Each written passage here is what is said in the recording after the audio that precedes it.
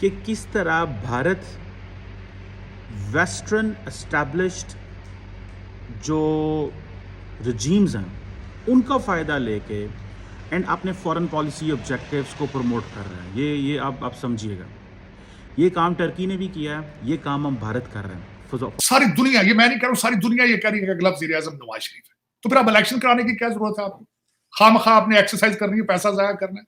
उनको चाबियां पकड़ाएं, जाके अपनी नए पर्दे पर्दे लगा लें, प्राइम मिनिस्टर हाउस में बैठे, जाके कैबिनेट अपनी पिक करें। वेस्ट ने कनाडा को अबेंडन कर दिया against India. So it basically tells कि वेस्ट की इतनी ज़्यादा इन्वेस्टमेंट है इंडिया के ऊपर कि वो for the sake of one political objective of Justin Trudeau maybe, or for the sake of one national security goal of Justin Trudeau. Covid का टाइम था वो, अगर उस हिसाब से देखा जाए तो इमरान खान तो फिर कोविड की वजह से वो उसको भी कई नुकसान हुए होंगे, लेकिन फ्यूचर की बातें करें। आपके पास कौन सा रोड मैप है? कहां फैक्ट्रियां लगाएंगे? कहां से एक्सपोर्ट बढ़ाएंगे? किस तरह बच्चों को तालीम देंगे? कि किस तरह भारत वेस्टर्न एस्टैब्लिश्ड जो रजीम्स हैं उनका फ़ायदा लेके एंड अपने फॉरेन पॉलिसी ऑब्जेक्टिव्स को प्रमोट कर रहा है। ये आप समझिएगा, ये काम टर्की ने भी किया है, ये काम हम भारत कर रहे हैं। फॉर एग्ज़ाम्पल, अब हुआ यूँ कि पाकिस्तान के केस में अभी पता ये चला है कि भारत ने कहा है कि जी हम कनाडा को फाइनेंशियल एक्शन टास्क फोर्स में लेके जाना चाहते हैं because it has not taken action against those terrorist organisations who are operating in Canada, they are banned in India.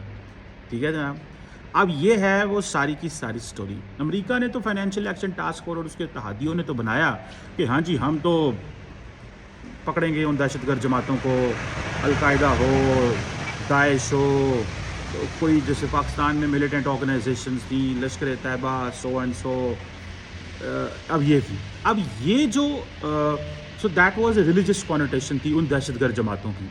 ये जो कॉनोटेशन है ये रिलीजियस नहीं है, ये पॉलिटिकल कॉनोटेशन है। ठीक है, अब इंडिया ने कहा जी कि हम तो, अब सारी बात है इंडिया ने, मैं I am in here in Brussels और मैं यहाँ पे सारी बात है अपनी फील्ड के लोगों को मिलता रहता हूँ, थिंक टैंक्स के लोगों को मिलता रहता हूँ। So I keep getting pulse and view how the world is thinking about the developing situation in Middle East and what's going on between India and the West, कि क्या चल क्या रहा है, how things are unfolding। तो मैं जब इस चीज़ को सारा स्टडी कर रहा था तो what I realized is कि India financial action task force का इस्तेमाल करेगा अगेंस्ट कनाडा कि जनाब हमारा तो आपके साथ बड़ा मसला बना हुआ है, और मैं इस चीज़ पे बार बार कह चुका हूँ, the West in fact has abandoned Canada.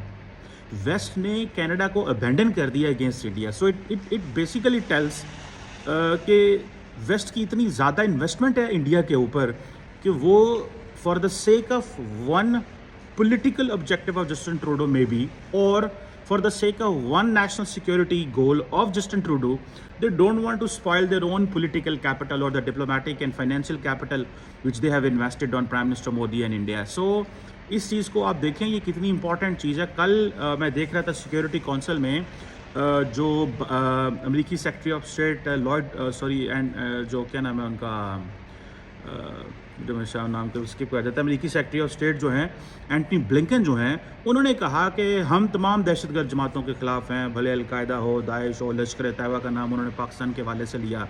ठीक है, लेकिन उन्होंने अब ये एक चीज़ मौजूद है, ठीक है, वो ऑर्गेनाइजेशंस जो इंडिया ने कहा कि ये ऑपरेट कर रही हैं अगेंस्ट इंडिया, उनको दुनिया ने सिक्योरिटी काउंसिल के ज़रिए उनके ऊपर सैंक्शंस लगा दी और पाकिस्तान को FATF में अच्छा बड़ा रगेदा।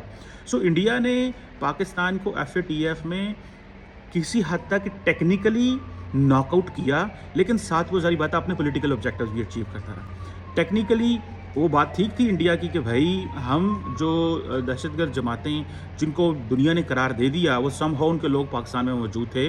So India took an advantage of that, और उन्होंने फिर साथ साथ उसमें पॉलिटिक्स भी चला दी। तो ये चलता है, ये दिस इज़ नॉट समथिंग जैसे आप कह सकते हैं कि अभी मैं UN में भी देख रहा था कि वहाँ पे भी दे आर जैबिंग ईच अदर, जो हमारे लोग हैं डिप्लोमेट्स पाकिस्तानी एंड इंडियंस, मतलब दैट गोज़, ये कोई बहुत बड़ी बात नहीं है। अब क्वेश्चन ये है कि ठीक है, अब ये नया एक टर्न है, कि जी इंडिया जो है वो कनाडा को, अब how the western world will respond to the Canadian और to the Indian perspective that okay अच्छा ये भी है ये। सारी दुनिया, ये मैं नहीं कह रहा हूं, सारी दुनिया ये कह रही है कि अगला वज़ीर आज़म नवाज शरीफ है, तो फिर अब इलेक्शन कराने की क्या जरूरत है आपको? खामखा आपने एक्सरसाइज करनी है, पैसा जाया करना है, उनको चाबियां पकड़ाएं, जाके अपनी नए पर्दे पर्दे लगा लें, प्राइम मिनिस्टर हाउस में बैठे, जाके कैबिनेट अपनी पिक करें, कुछ 100-150 बंदा तो रखेंगे कैबिनेट में एटलीस्ट। शहबाज शरीफ साहब के 85 तो उनके थे, वो तो छोटे भाई हैं, बड़े भाई 185 बनाएंगे वजीर। तो फिर इस तरह करें, कोई क्या फर्क पड़ता है भाई? सर इलेक्शन तो हमेशा से ऐसे हुए पाकिस्तान में, तो हमेशा सबको पहले दिन से ऐसे पता ही होता है। इमरान खान के वक्त भी पता था इमरान खान आ रहे हैं। आरजू काज़मी, किसी ने मुझे कहा कि पीटीआई वाले सारे हैरान, जब डॉक्टर आमर लियाकत कराची से जीत के आए तो पीटीआई वाले खुद हैरान और परेशान हो गए, यार ये क्या हो गया, ये क्या हो गया। और फिर आपके खाकान अब्बासी साहब, आपके वजीर आजम जो है, उन्होंने कहा कि पाकिस्तान में आज तक कभी फेयर इलेक्शन नहीं हुआ। तो हम कौन होते हैं कहने वाले? ये तो आपके जो लोग असेंबलियों में बैठे हैं वो कहते हैं कि इलेक्शन कभी फेयर नहीं हुआ। चले, लेकिन क्या मैं वही कहता हूं कि एक बैंकरप्ट कंट्री को ये एक्सरसाइज नहीं करनी चाहिए। उनको अब आपने कौम को बता दिया कि आपका नया वजीर आज़म है, आप ऐलान कर दें कि ख्वाब में आया है कि ये इलेक्शन जीत गए, तो जीत जाएंगे, तो जीत। सर लेकिन स्टॉक एक्सचेंज आज थोड़ी इंप्रूव हुई है, उसमें क्या वजह हो सकती है? वो तो सैयद आसिम मुनीर साहब ने जो डॉलर जो है डंडों से नीचे किया, तो उससे स्टॉक एक्सचेंज का रिजल्ट निकल रहा है। वो कौन सा नवाज शरीफ साहब की वजह से हिली जुली है, क्रेडिट तो वो लेंगे।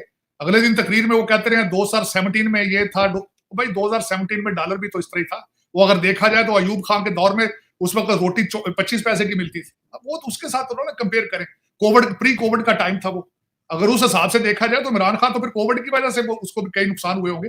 लेकिन फ्यूचर की बातें करें, आपके पास कौन सा रोड मैप है, कहां फैक्ट्रियां लगाएंगे, कहां से एक्सपोर्ट बढ़ाएंगे, किस तरह बच्चों को तालीम देंगे।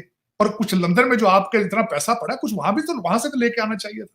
आप बिल्कुल खाली हाथ आ गए, ये तो मेरा ख्याल है। और रोड मैप भी कोई नहीं, कोई रोड